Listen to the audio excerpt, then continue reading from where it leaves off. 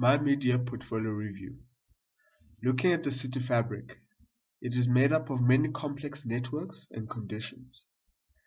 In trying to understand and learn about the nature of spaces, in assignment 1, Neighborhood Immersion, we spent a week in Town documenting specific spaces and engaging with people who are in constant contact with these spaces.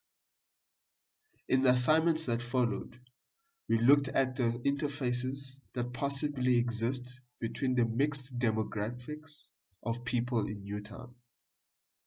And we also looked at the existing city infrastructure that supports the urban spaces we occupy. And we looked at the conditions of these existing infrastructure. The themes that emerged in my projects were one of ownership and belonging, where I started questioning who belongs and benefits from the city developments that occur.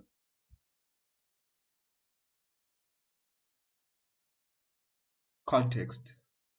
Through the exercise of constant immersion with the specific sites and engagements with people of the surrounding conditions, certain qualities of a place or spaces revealed clues to uses that existed in the spaces and vice versa.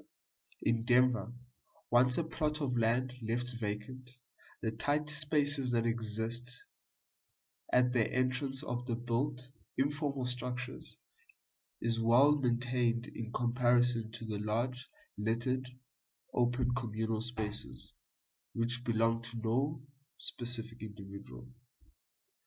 Along the pavements of the inner city, we are exposed to street trade and at times relationships between the formal and informal activities. In the city, we also exposed to the various variations of access, where one is welcome or restricted from entering a space. Responses. Besides our subjective observations, it is important to turn onto other sources of information also, in order to understand the spaces we interact with better. Looking at the immersion assignment, I learned to take account of the different layers of networks, where I trace the flow of money from one individual to the next, and where it possibly could end up, based on activities of the individuals in the city fabric I examined. Reflecting on the lessons learned from Habraken's Structure of the Ordinary, I attempted to understand and respond to Denver in terms of its existing levels. In the Newtown project, I reflected on possible reactions that could occur in the city, where I researched on protests. Design.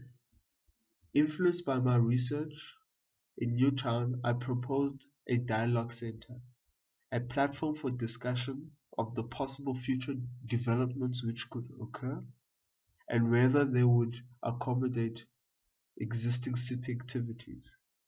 If not, perhaps alternatives could be established to account for the existing activities which will be excluded. In Town, looking at people and infrastructure, I proposed the activation of street edges for human-based activities and the generating of energy from the movement of the trains as a source of power for the surrounding infrastructure. From the Denver project and lessons from Professor Kendall, I am learning to apply open building principles, where you allow changes to occur at the info level of a building structure.